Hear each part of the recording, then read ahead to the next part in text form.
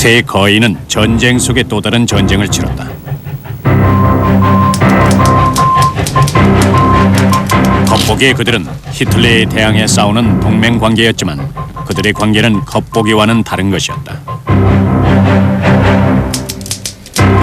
세 거인 중 둘은 영국 수상인 윈스턴 처칠과 프랑스 지도자가 된 샤를 드골 장군이었다. 전쟁이 종반기로 치달을 무렵 해방된 파리의 50만 시민들은 나란히 서서 전사자들에게 경의를 표하는 두 사람을 열렬히 반겼다. 나치에게 함락된 지 4년 만에 파리는 다시 연합군의 차지가 되었다. 이 4년 동안 드골은 오로지 조국의 명예를 되살리는 데 목숨을 건 잔다르크 역할을 했다. 그와 처칠은 4년간 대면하면서 때로는 서로 칭송하기도 했으나 그보다는 의심을 품을 때가 더 많았고 특히 처칠은 혐오감마저 갖고 있었다. 그리고 이 두 사람과 얽힌 세 번째 인물은 이들을 뒤에서 조종하는 역할을 하던 세계 최고의 권력자 바로 미국 대통령 프랭클린 루즈벨트였다. 2차 대전 동안 그 누구도 드골만큼 루즈벨트를 곤란에 빠뜨리고 진노하게 만든 사람은 없었다. 그는 루즈벨트와 크게 대립했고 루즈벨트와 처칠 사이를 이간질하여 영미 간의 관계를 분열시키겠다고 협박하곤 했다. 대통령과 수상 그리고 프랑스 장군, 동맹관계로 전쟁이 임한 이 세 사람 사이에 씁쓸한 유산을 남길 중대한 드라마가 펼쳐지고 있었다.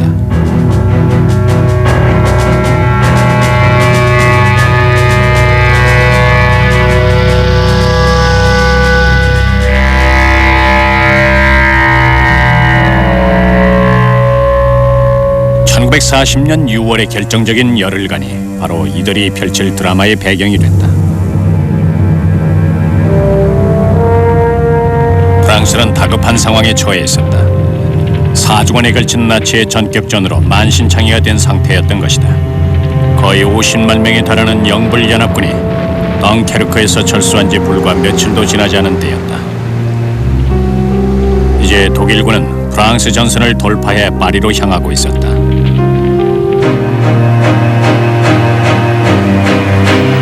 6월 9일 젊은 프랑스 장군 샤를 드골은 런던에 도착한다. 그는 나흘 전 국방차관으로 임명되면서 프랑스 정부에 합류한 터였다.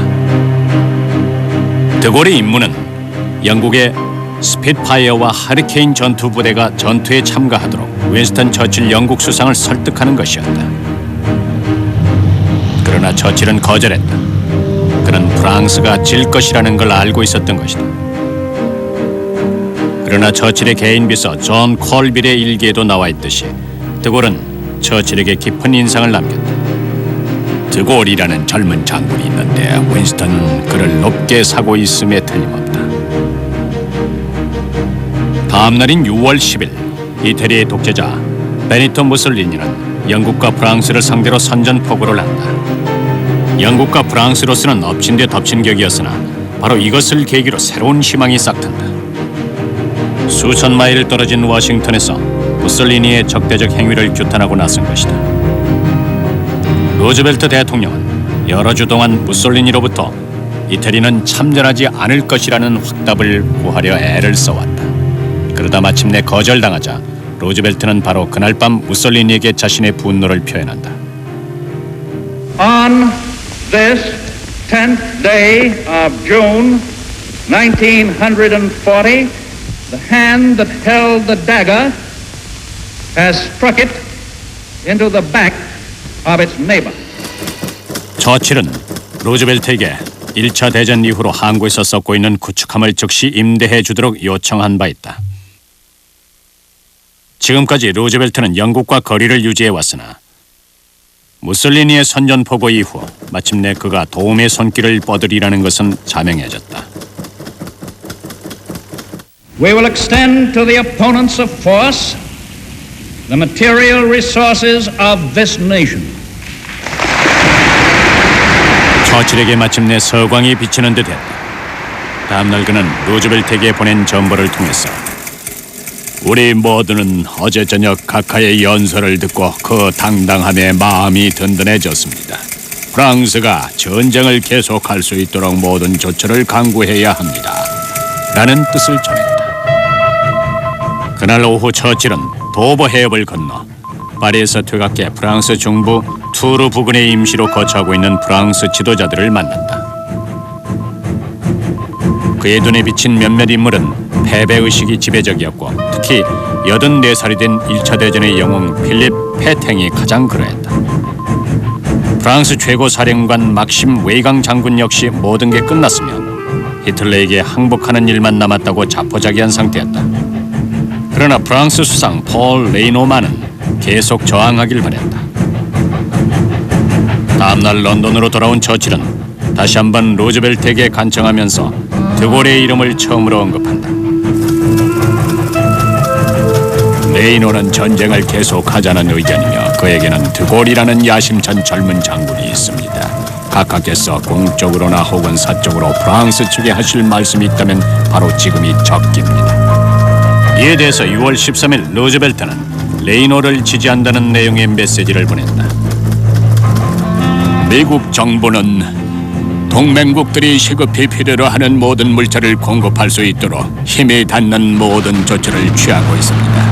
프랑스와 영국군의 장엄한 저항은 미국인들에게 큰 감명을 주었습니다. 같은 날 처칠은 다시 한번 프랑스로 날아간다. 약해질 대로 약해지고 의견마저 분분한 지도자들 사이에서 그는 강인한 인상을 남긴 한 사람을 주목한다. 훗날 처칠은 이렇게 썼다. 나는 강인하고 무표정하게 서 있는 드골을 보았다. 그와 인사를 나누며 나는 불어로 속삭였다. 롬 두 데스탱. 두 사람 중 누구도 장차 자신들의 운명이 가져올 비통함을 알 리 없었다. 그러나 현재 위태로운 건 프랑스의 운명이었다. 처칠은 루즈벨트가 레이노에게 보낸 사적인 메시지만으로 충분하지 못하다는 걸 알고 있었다.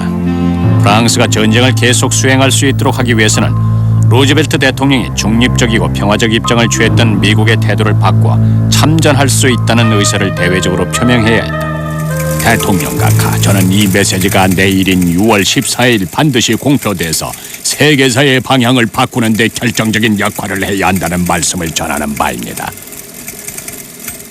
다음날 루즈벨트는 답하기를 본인의 메시지는 동맹국을 지지하여 미국 정부가 군사적 개입을 한다는 뜻이 전혀 아니었습니다. 따라서 본인의 메시지를 공표해달라는 귀하의 요구에 응할 수 없음을 유감으로 생각합니다. 많은 것을 기약하는 듯한 6월 10일의 감동적인 연설 후에 따라온 루즈벨트 대통령의 이러한 회답은 가장 큰 위기를 겪고 있던 처칠과 레이노의 기대에 크게 어긋나는 일이 아닐 수 없었다.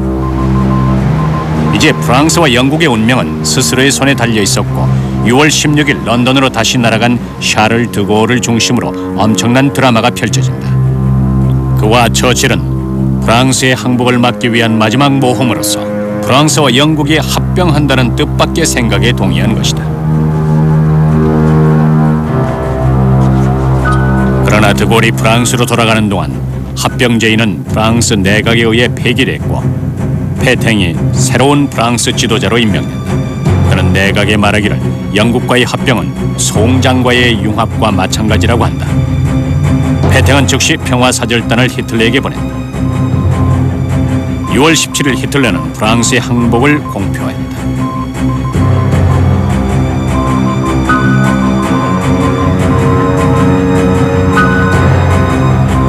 프랑스가 나치 지하에 들어감과 동시에 드골은 영국기를 타고 조국을 탈출한다. 그는 임종을 앞둔 노모에게 작별을 고하고 아내와 자녀들과는 훗날 다시 만날 것을 기약했다. 6월 18일 처칠은 동료들의 반대에도 불구하고 드골이 프랑스에 반대하는 내용의 방송을 런던에서 할 수 있게 했다. Nous croyons que l'honneur des Français consiste à continuer la guerre aux côtés de leurs alliés et nous sommes résolus à le faire. 드골과 처칠이 전쟁을 계속할 계획을 세우는 동안 루즈벨트는 입장을 유보했다. 미국 대통령은 40척의 구축함을 내달라는 우리의 요구를 거절했다. 우리에겐 그것이 절박하다. 프랑스의 항복을 저지하기 위해 필사의 노력을 다한 1940년 6월의 긴박한 경험은 처칠과 드골이 영원히 공유할 공감대인 동시에 루즈벨트는 영원히 배척될 사건이었다. 처칠이 자신의 운명의 상대인 프랑스인을 발견하는 동안 3,000마일 밖에 앉아있던 루즈벨트의 눈엔 프랑스의 몰락만 보일 뿐이었다.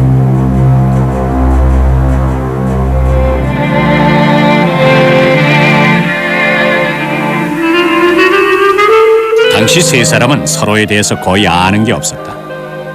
처칠과 루즈벨트는 1918년 단 한 차례 만났을 뿐이었는데 당시 미 해군 차관이었던 젊고 활동적인 루즈벨트는 영국과 프랑스를 방문 중이었다. 당시 루즈벨트보다 훨씬 유명했던 처칠은 런던에서 열린 어느 만찬회에서 연설을 했는데 훗날 루즈벨트는 당시의 느낌을 동료들에게 말하길 처칠이 남에게 군림하려는 듯한 불쾌한 인상이었다고 했다.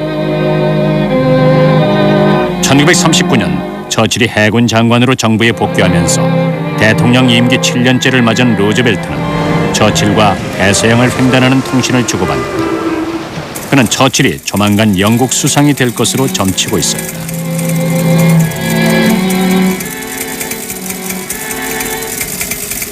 그러나 두 사람이 직접 대면한 일은 없었고 따라서 상호 신뢰도 싹트지 못했다. 두 사람은 기질적으로도 매우 달랐다.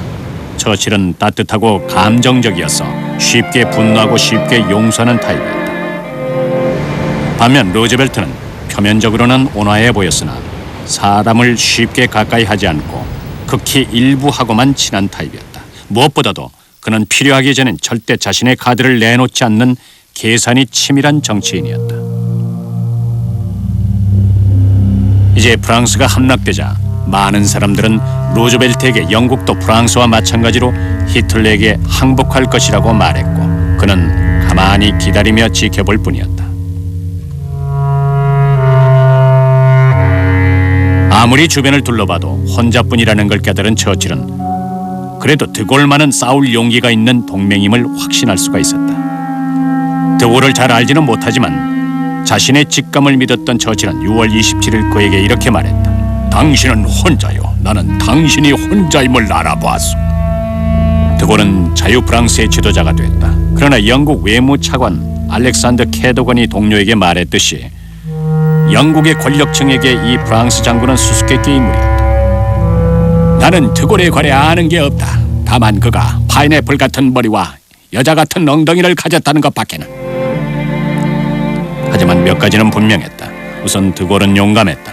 그는 1차 대전에서 5차례나 부상을 입은 바 있으며 프랑스군 고위사령부와는 달리 기계와 전투에 관한 저서를 집필했을 정도로 현대화된 군인이었다.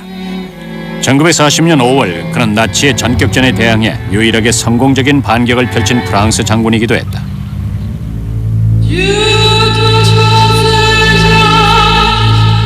그러나 이제 드골을 괴롭히고 있는 번뇌는 아무도 이해하지 못했다. 그는 조국에 대해 거의 불가사의할 정도의 애국심을 갖고 있었다. 그는 위대하지 못한 프랑스는 자신에게 있어 프랑스일 수 없다고 쓴 적도 있다. 그러한 프랑스의 패배는 드골의 여생의 그림자를 드리울 만큼의 참담함으로 다가온다. 프랑스의 수치가 곧 그의 수치였고 조국의 명예를 되찾는 길만이 그의 명예를 되찾는 길이었다. 그가 뒤로 하고 떠난 프랑스는 정복된 나라였다. 히틀러와의 휴전 협정에 따라 파리를 포함한 프랑스 북부의 3분의 2는 나치가 점령했다. 남쪽으로 3분의 1은 페탱의 파시스트 정권이 들어섰으나 그것은 나치의 꼭두각시나 다름없었다. 남부 프랑스의 수도는 온천 도시 비시로 정해졌다. 드골의 눈에 비시의 지도자들은 히틀러에게 나라를 갖다 바친 역적이나 다름없었다. 반면 그들의 눈에 드골은 조국을 버린 반역자였다. 비시 정권은 프랑스를 떠난 그에게 사형 선고를 내렸다. 초창기에는 조국을 버리고 드골과 합세하려는 프랑스인은 몇 안 됐다. 그들 대부분은 클로드 부시네 세렐 같은 매우 젊은 청년들이었다. I refused the idea that we would stop fighting. We had an empire, we had a navy, we had good planes, We had gold.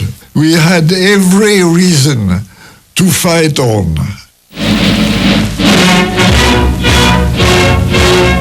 Frenchmen on their native soil were prevented by their Nazi invaders from celebrating the 14th of July, except in their hearts. But the day is honored by all... 1940년 여름 동안 드골은 4,000명의 군을 규합해서 자유 프랑스 육군과 해군의 전열을 가다듬었다. 훗날 그는 처칠이 없었더라면 아무것도 이루지 못했을 것이라고 인정한다. 이 비범한 책략가는 극적이라 할 수밖에 없는 나의 사명을 잘 알고 있었다. 배가 난파돼 영국 해안으로 휩쓸려간 내가 그의 도움 없이 무엇을 할 수 있었겠는가. 단번에 도움의 손길을 내밀었다. 처칠은 기꺼이 드골을 받아들였고 주말에 함께 지내도록 초청하곤 했다. 두 사람은 잘 어울렸으나 드골에게서 인간적인 우정은 부적절한 것이었다. 그는 자신을 하나의 인간이 아닌 국가와 동일시하기 시작했다. 드골은 자유 프랑스의 깃발로 로렌의 십자가를 선택했다. 이것은 5세기 전 또 다른 프랑스의 자유투사 잔다르크가 영국에 저항할 때 들고 나갔던 전설적인 깃발이었다. 그러나 드골에게는 영토가 없었다. 반면 비시는 아프리카와 중동 및 극동아시아의 상당한 프랑스 영토를 갖고 있었다. 드골은 이 프랑스 제국의 영토 중 일부를 빼앗아 자신의 발판으로 삼아야 함을 잘 알고 있었다. 1940년 8월 말 그는 최초의 성공을 거둔다. 인구가 희박한 중앙아프리카의 차드가 자유 프랑스 편에 선 것이다. 그리고 소규모 원정대를 이용한 대담한 작전으로 자유 프랑스는 차드와 이웃한 카메룬과 콩고를 연달아 손에 넣는다. 그러나 진짜 중요한 것은 서부 아프리카의 전략 항구 다카르였다. 드골과 처칠은 이것을 비시로부터 빼앗기를 원했다. 루즈벨트 역시 다카르의 중요성을 알고 있었다. 나치가 이곳을 미국 공격의 발판이 될 유보트 기지로 사용할 가능성이 있었기 때문이다. 8월 8일 처칠은 영국 각군 참모총장에게 원정을 준비하도록 지시한다. 그는 드골에게 장차 전개될 다카르 원정을 이렇게 표현했다. 어느 날 아침 다카르는 슬프고도 불확실하게 깨어난다. 그러나 보라, 떠오르는 태양이 수백 대의 조남과 수송선 그리고 거대한 함대로 뒤덮인 수평선을 비추는 것을 그곳 사람들은 보게 되리라. 처칠의 웅대한 계획은 다카르 사람들을 압도해 드골이 무혈 항복을 받아낼 수 있도록 하려는 의도였다. 그러나 머지않아 이것은 환상에 지나지 않음이 입증됐다. 영국군 참모총장들에게서 암호명 골칫덩이로 불리는 다카르는 부차적인 문제였다. 당시 그들의 모든 관심은 영국 전쟁에 가 있었고 독일 공군에 대항하느라 여념이 없었다. 따라서 다카르에 할당된 병력은 소규모인데다가 느리기까지 해서 처칠의 웅대한 구상에 훨씬 못 미치는 것이었다. 문제는 또 있었다. 다카르 작전은 비밀에 붙이기로 돼 있었으나 한 영국 해군 장교가 이렇게 회고할 정도였다. 나는 리버풀 부두에서 목적지가 어딘지 다 들었다. 뭐 비밀이랄 것도 없었다. 그러나 원정이 시작되면서 낙관론이 대두되기 시작했다. 다카르행 선상에는 처칠의 절친한 친구인 에드워드 스페어스 장군이 타고 있었는데 그는 드골을 상대하는 처칠의 대리인 역할을 하고 있었다. 1940년 9월 4일 이 예측 불가능한 모험에는 고려해야 할 것도 준비해야 할 것도 많다. 하지만 선상은 즐겁고 가벼운 분위기다. 그러나 곧 비시 전함 6척이 바로 영국 코앞에 있는 지브롤터 해협을 지나 다카르에 도착했다는 소식이 런던에 도달한다. 1940년 9월 16일 정오 작전실의 강요휘 프랑스 전함이 다카르에서 우리에게 선수쳤다. 작전은 취소했다. 처칠은 전시 내각에 이것은 큰 실수라고 말한 후 원정을 취소시키라는 명령을 내렸다. 그러나 드골과 현장에 있던 영국군 사령관들은 작전을 계속하길 원했다. 1940년 9월 17일 드골은 다카르 다카르 원정 포기에 실망했다는 전보를 보내왔다. 그는 육로를 이용해서 다카르로 진군할 것임을 분명히 했다. 이틀 후 처칠은 마음을 바꿔서 될 대로 내버려 두라고 말한다. 작전은 다시 계속된다.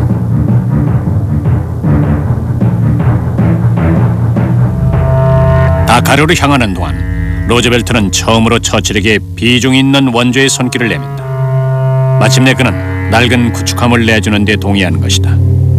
그러나 미국 내 영국 해군 기지의 권리 이양과 맞바꾸는 조건이었다. 그런 영국인들이 영국 전쟁 동안 독일 공군의 맹공을 견뎌내는 걸 목격했고, 이제 처칠은 영국이 공격도 할 수 있다는 걸 미국 대통령에게 보여줄 필요가 있었다.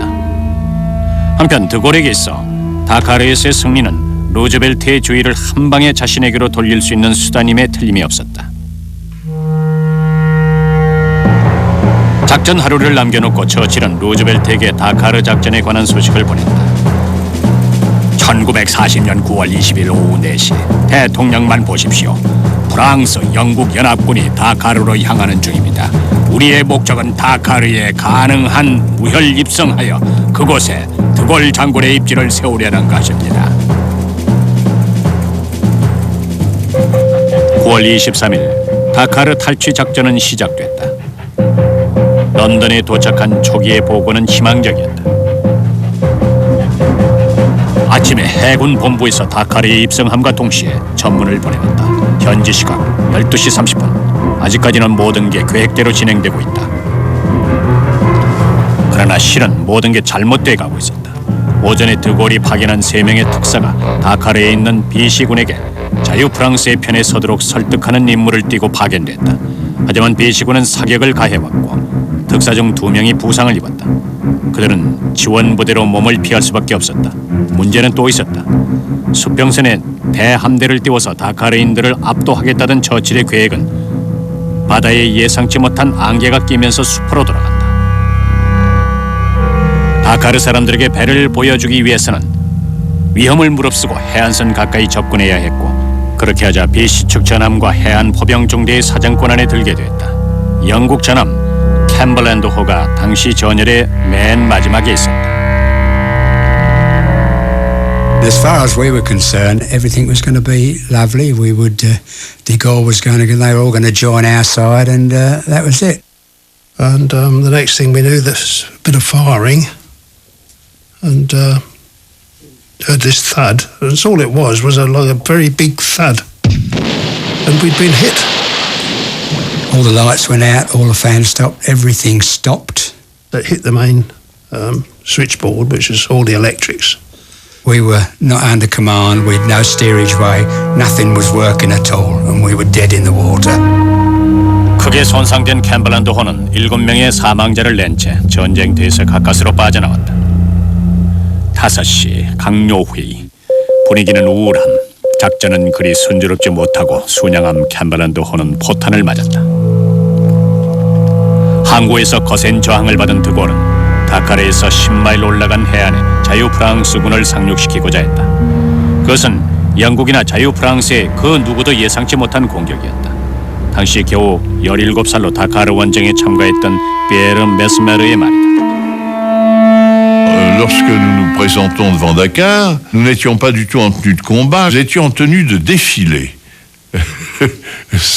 C'est-à-dire que nous avions une jolie tenue avec nos décorations, des armes non chargées, ce qui montre bien notre naïveté et notre ignorance de la situation à Dakar.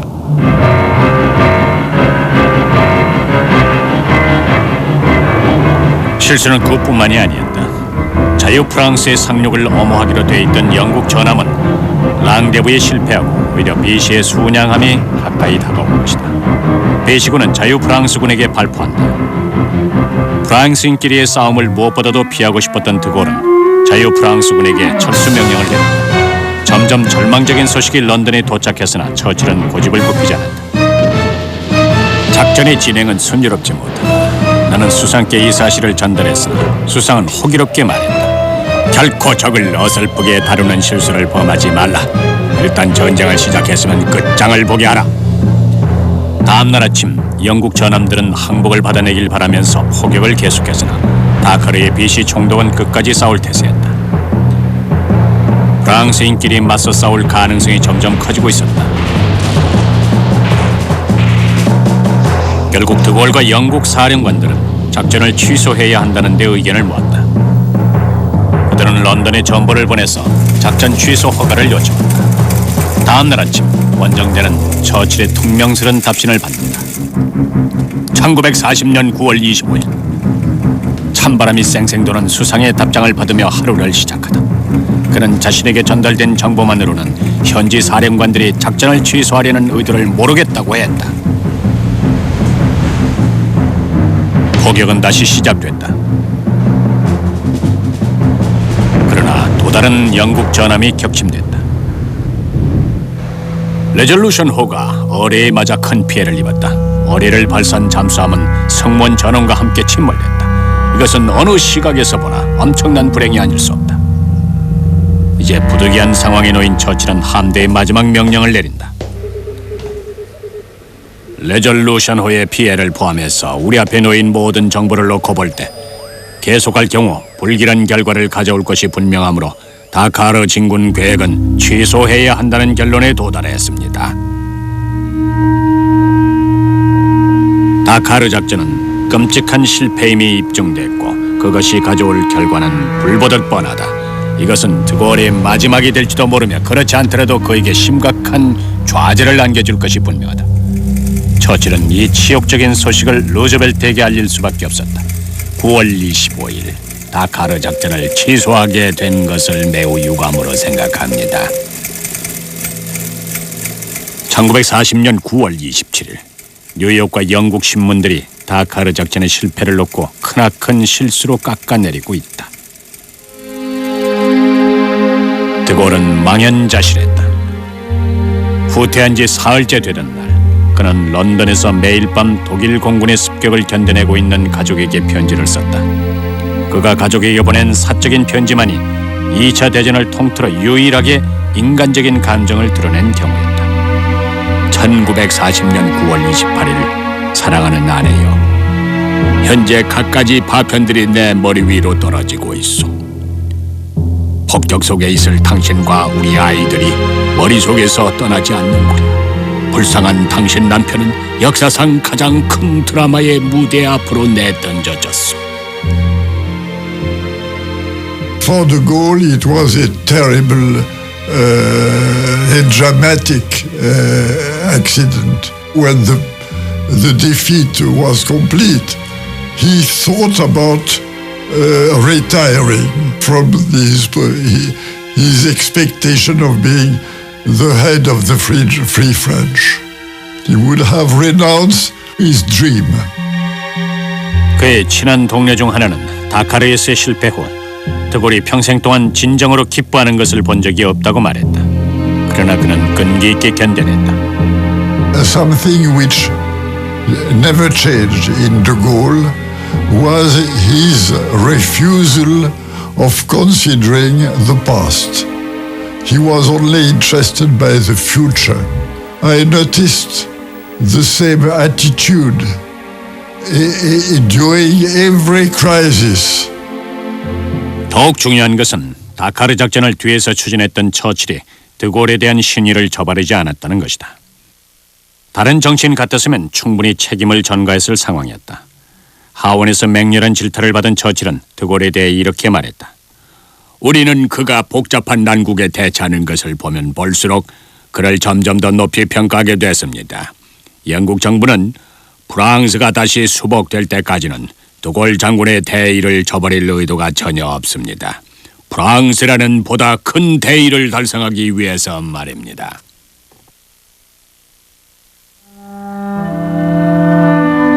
처칠의 충의에도 불구하고 다카르는 드골에게 큰 타격을 입혔다. 특히 미국에서의 비난은 심했다. 미국 신문들은 모든 실패를 그의 탓으로 돌렸다. 루즈벨트에게 있어 드골은 여전히 아무것도 아니었다. 1940년 11월 루즈벨트는 3선에 성공해서 대통령으로서의 세 번째 임기를 맞는다.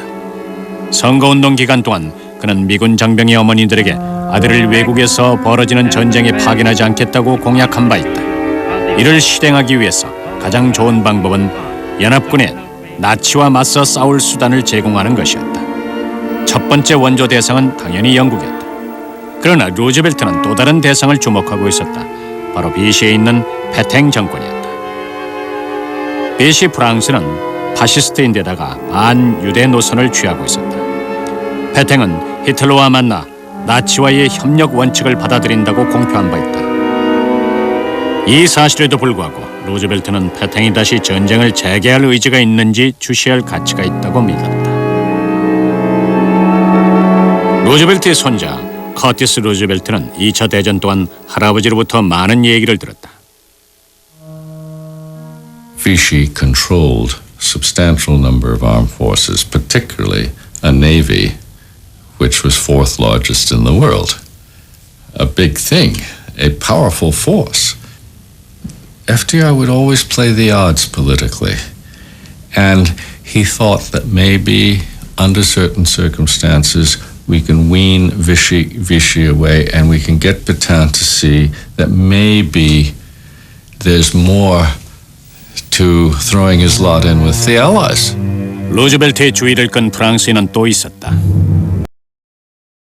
바로 그로써 그는 나치의 전격전 당시 완전히 패배한 프랑스 측 최고 사령관이었다. 이제 웨이강은 비시 정권의 북아프리카 사령관이 돼 있었고 루즈벨트는 웨이강이 그곳에서 나치에 대항해 프랑스 레지스탕스를 이끌도록 하려는 희망을 품고 있었다. 루즈벨트는 외교관 로버트 머피를 북아프리카로 파견해 웨이강을 설득하도록 했고 옛 친구인 윌리엄 리히 제독을 비시 대사로 파견해서 페탱과 친분을 쌓도록 했다. 한편 드골은 자유 프랑스를 대표하고 있었음에도 불구하고 루즈벨트는 그를 안중에 두지 않았다. 그와 동시에 처칠 역시 드골을 높이 사고 있었음에도 불구하고 루즈벨트와 비슷한 수를 두고 있었다. 그는 패배자 웨이강 페탱을 경멸하고 있었으나 혹시라도 이들을 설득해 전쟁에 다시 참여시킬 방법만 있다면 그 기회를 놓치지 않으리라 생각하고 있었던 것이다. 처칠은 그들에게 보내는 메시지에서 그들이 전쟁에 다시 참여한다면 영국군이 충분히 지원하겠노라고 약속한다. 한편 드골은 패배의 충격에서 회복하고 있었다. 다카르 작전 실패 이후 중앙아프리카의 새로 확보한 영토를 둘러보던 드골을 프랑스 정착민들은 도처에서 환호하며 맞아주었다. 드골의 자신감은 다시 충천했다. 비시 정권이 나치와 협력할 것이라는 페탱의 성명 이후 드골은 오직 그 자신만이 진정한 프랑스를 대표하고 있다는 선언문을 발표한 바 있다. 지금 비시에 앉아 프랑스의 이름을 들먹이는 자들은 위헌 행위를 하고 있으며 침략자에게 복종한 것과 다름없다. 그러므로 새로운 정권이 프랑스의 전쟁을 지휘하는 수고를 할 필요가 있다. 그간의 경과로 볼 때 그 신성한 의무는 내게 지워졌다. 나는 결코 실패하지 않으리라. 드골은 상세한 헌법 조항과 법적 근거를 들어서 자신의 주장을 뒷받침했다. 이것을 읽던 처칠은 이렇게 말했다. 이는 매우 주목할 만한 문서다. 드골이 일반적인 군인과는 큰 차이가 있음을 보여주고 있다.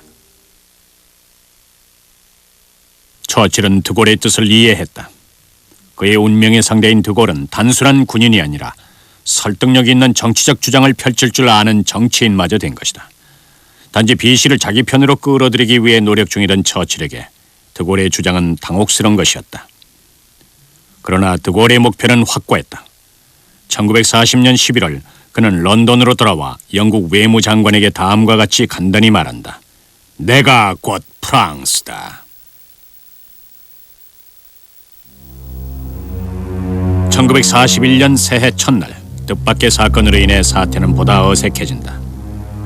드골은 자유 프랑스 해군 참모총장인 에멜 메즐리의 제독이 비시 측 스파이라는 혐의를 쓰고 처칠의 직접 명령에 의해서 체포됐다는 말을 듣는다. 영국 국내 정보국인 MI5는 그의 혐의를 증명할 문서가 있다고 주장했다. 드골은 사전에 아무런 경고도 받지 못했다. De Gaulle, first of all, was absolutely furious that he wasn't consulted before the British took any decision. from the first minute, he didn't believe in the story of Muselier being a traitor, and he refused to believe it. 며칠 되지 않아서 스파이 혐의를 뒷받침한다던 서신들은 조악한 위조 포임이 드러났다. 게다가 법무장관이 지휘한 비밀 조사에서 영국의 실수라는 결론이 났음을 보여주는 새로운 증거 자료도 발표됐다. MI5의 몇몇 요원들은 무능하다는 비난을 피할 수 없게 됐으며, 특히나 특수 임무를 담당하는 장교들에게 요구되는 기민함이 부족하다는 비난은 더더욱 피할 수 없게 된다.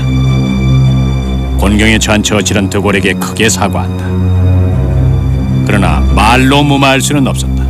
드골은 즉시 칼튼 가든에 있는 자유 프랑스 본부의 직원을 일개 한여에 이르기까지 영국인이 맞지 못하도록 조처를 취한다. 이러한 극단적인 반응은 드골의 마음속에 깊숙이 자리하고 있던 영국인에 대한 불신을 나타낸 최초의 징후였다. 그렇게 몇 주간의 불편한 긴장이 흐른 뒤인 1941년 2월 갑자기 먹구름이 걷힌다. 처칠은 페텐과 웨이강에게 신문을 내고 있었다. 두 사람 다 처칠의 제안에 반응이 없자 처칠은 외무성에 이렇게 말한다. 우리는 웨이강에게 후한 제안을 했으나 아무런 반응이 없다. 지금까지 이 사람들은 최소한의 기품이나 용기도 보여주지 못했다. 이제 드골과 자유 프랑스 운동에 대한 냉대를 끝날 때가 됐다. 영국을 위해 그 무엇보다도 한 것이 있는 자는 그들이 유일하며, 드골은 현 시점에서 우리가 택할 수 있는 최선의 프랑스인이다. 그러나 여전히 BC 정권에 대한 기대를 저버리지 않은 루즈벨트는 웨이강에게 나치에 대항할 장려책으로 경제 원조를 제안한다. 루즈벨트가 BC를 택한 반면 처칠과 드골은 한 배에 타고 BC에 대항하는 모험을 감행한다. 이들의 목표는 BC 통치하에 있는 시리아와 레바논이었다. 6월 초 BC가 독일 공군에게 시리아를 기지로 사용하는 걸 허락한 후 처칠은 영국과 자유 프랑스 합동군의 침략을 명령한다. 늘 그랬듯이 처칠은 이번에도 루즈벨트를 배제하지 않았다. 6월 7일 우리는 독일군이 더 이상 침투할 수 없도록 내일 아침 시리아에 진입합니다. 드골의 자유 프랑스군도 우리와 함께 가겠지만 선봉에 서진 않을 것입니다. 영불연합군이 시리아에 진격할 때도 처칠은 드골이라는 시한폭탄이 폭발을 기다리고 있다는 사실을 거의 깨닫지 못했다. 드골은 영국이 기회만 있으면 프랑스 제국의 영토, 그 중에서도 특히 중동 지방을 갈취할 것이라 배우고 자란 사람이었다. 제1차 대전이 끝난 후 시리아와 레바논은 프랑스 위임 통치에 들어간다. 드골은 영국이 아닌 프랑스가 이들 국가를 감독하도록 해야 한다고 단단히 믿고 있었다. 당시 자유 프랑스 위인 부대 소속의 피에르 메스메르는 시리아 작전이 시작되기 전에 있었던 드골의 브리핑을 지금도 기억하고 있다. Général de Gaulle explique qu'il y a encore beaucoup d'officiers anglais qui ont connu Lawrence au Moyen-Orient pendant la Première Guerre mondiale et qui ne pensent qu'à une chose, c'est à reconstituer le rêve de Lawrence au Moyen-Orient.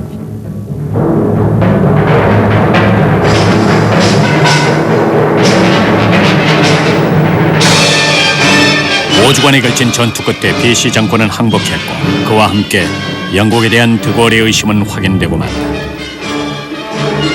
영국군 총사령관 전버 윌슨 장군이 현지에 있던 BC 측 지도자들과 휴전 협상을 벌이면서 자유 프랑스를 완전히 따돌려버린 것이다. 자유 프랑스는 현지의 BC군을 포섭할 기회조차 박탈당했는데 이로써 영국은 사전 합의 사항마저 무시한 것이 됐다. 분노한 드골은 카이로로 날아가 처칠에 가까운 친구인 중동 영국 공사 올리버 리틀턴과 대면한다. 스피어스 장군이 기록으로 남긴 이들의 만남은 하나의 전환점이 된다. 드골은 내가 본 것 중에 가장 기분이 나빠 있었다. 그는 마치 여러 주 동안 잠을 자지 못한 것처럼 매우 불쾌했다. 그는 철저히 비타협적이었고 때로는 극도로 무례하기도 했다. 그는 리틀턴에게 24일 정오를 깨서 시리아의 자유 프랑스군은 영국의 지휘하에서 벗어나겠다는 최후 통첩을 건넸다. 리틀턴은 이것이 자칫하면 우리와 자유 프랑스 간의 동맹을 완전히 깨뜨릴 수도 있다는 점을 지적하며 최후 통첩을 받아들이길 거부했다. 드골은 원하는 대로 해석하라. 나는 그런 명령을 분명히 내렸으며 2번 재고할 생각이 없다고 말했다. 그는 영국의 승전에 대해서는 조금도 관심이 없으며 오직 프랑스의 입장만을 염두에 두고 있다고 천명했다. 이 작은 문제 하나만을 두고 볼 때 드골의 말은 분명 옳았다. 따라서 휴전협정은 수정됐으나 드골의 영국 혐오적인 비난은 좀 지나친 감이 있었다. I think he should be just as strong as he was, but sometimes with a smile. Was that possible for him? No. he was dreadful, terrible. 처칠의 친구에게 폭언을 퍼부은 드골은 그러나 모욕의 상대를 잘못 골랐다. 처칠은 리틀턴에게 보낸 편지에 이렇게 썼다. 드골 때문에 골치 아프게 해서 미안하네. 하지만 그가 소용돌이에서 물장난치고 있음을 자네가 깨닫게 해주는 건 어떻겠나. 심지어 드골의 참모들마저도 절망에 휩싸였다. 우리 중엔 장군에게 영국 수상에게 그런 어조를 사용했다가는 손해만 입을 것입니다. 처칠이 지금까지 장군께 동정과 경의를 표한 건 믿을 수 없을 만큼의 행운입니다. 부디 그것을 적극 활용할 것이며 오히려 그 반대로 장군의 개인적 위치나 자유 프랑스의 미래를 위태롭게 하지 마십시오 라고 직언할 사람이 아무도 없었다. 드골에게 엎친 데 겹친 격으로 그가 영국의 독서를 퍼붓는 동안 처칠은 미국 대통령과의 관계를 돈독히 하고 있었다. 두 정상 간에는 뉴펀들랜드 해안의 정박된 배에서 선상회담이 주선됐다. 지체가 부자유한 로즈벨트는 아들 엘리엇의 부촉을 받으며 난간을 잡고 올라서서 처칠을 기다리고 있었다. 1918년 잠깐 만난 이후로 두 사람이 대면하는 건 처음이었다. 처칠은 영국을 위해서라도 로즈벨트의 호의를 얻어야 했다. 그러나 두 사람은 정치적 필요를 넘어서는 유대 관계를 형성하게 된다. They were meeting as two heads of state, but the rapport was there immediately between the two people. They both came from the same class background. They both were, in their own minds, people of destiny.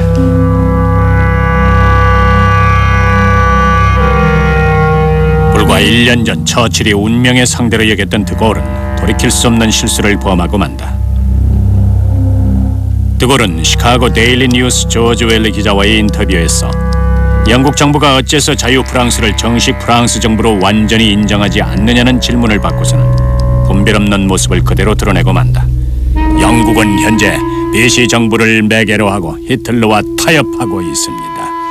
비시는 프랑스인들을 종속 상태로 유지함으로써 히틀러에게 충성하고 있으나 동시에 프랑스 함대를 히틀러의 수중에서 벗어나게 함으로써 영국의 비위도 맞추고 있음을 잊어서는 안 됩니다.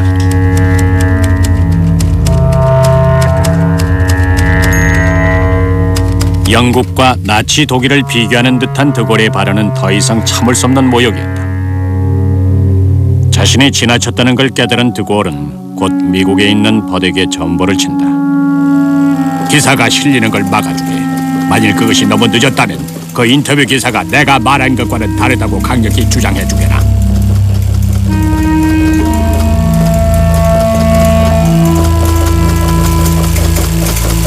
이틀 후 점점 절망에 빠져가던 드골은 다시 전보를 친다.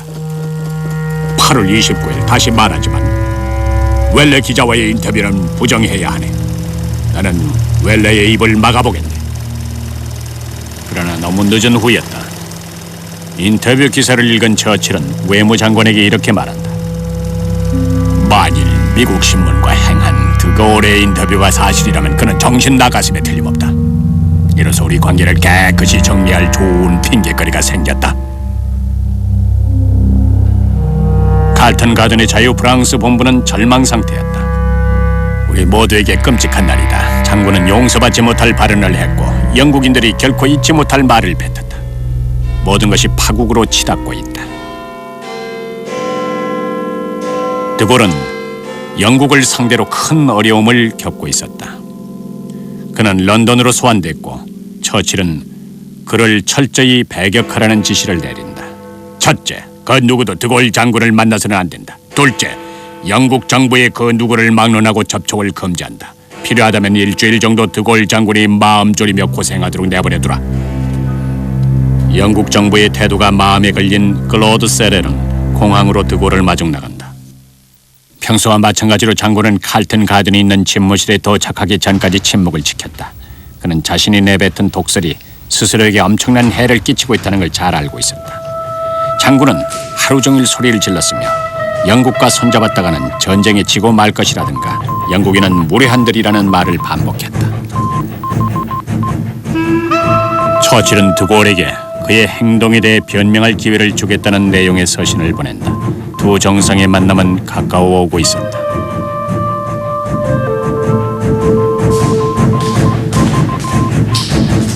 (1941년 9월 10일) 오후 3시가 되기 직전 드골 장군은 칼튼 가든을 떠나 다우닝가 10번지로 향한다. 처칠의 개인 비서였던 존 콜빌에게도 지시사항이 내려온다.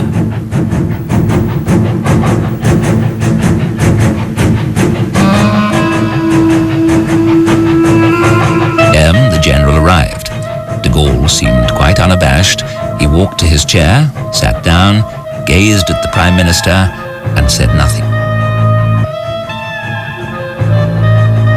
두 사람의 만남은 형식적인 환대로 시작된다.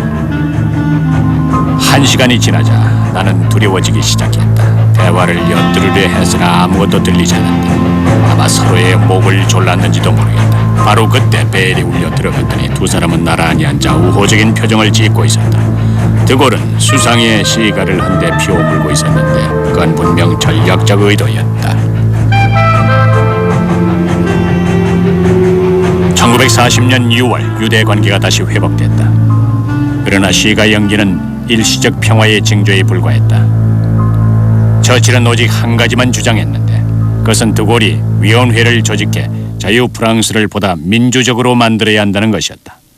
그러나 며칠 후 드골이 내놓은 위원회 구성원들의 이름과 직책을 본 처칠은 그들이 드골의 꼭두각시에 불과하다는 사실을 깨닫고 다시 분노했다. 상당히 불쾌하다. 내가 필요하다고 여겼던 것보다 훨씬 더 많은 압력을 드골에게 가해야 한다는 사실이 명백히 드러났다. 그러나 드골은 자신의 방식대로 밀고 나가야 한다고 생각했다. 그간의 모든 소동과 대결을 겪은 그는 자유 프랑스 동지들에게 이렇게 썼다. 우리의 위엄과 힘은 우리가 그간 프랑스의 권리를 지켜주면서 보여준 타협하지 않는 태도에 있다. 드골의 태도는 장차 동맹국과 겪게 될 갈등을 헤쳐나갈 비책이었다. 1941년 12월 진주만 사태로 미국은 어쩔 수 없이 참전하게 된다. 영국 수상을 가운데 놓은 채 드골과 미국 대통령 간의 길고도 처절한 반목이 시작되려는 찰나였다.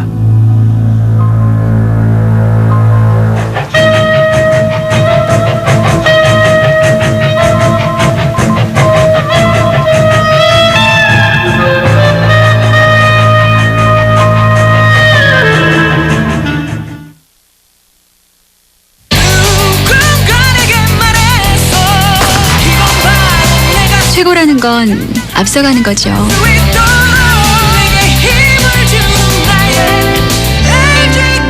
난 LG카드만 써요.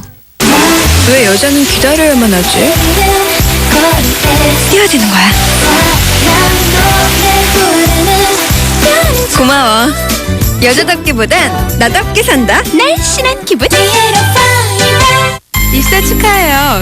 우리나라가 잘 돼서 원하는 사람 모두 일할 수 있으면 좋겠습니다.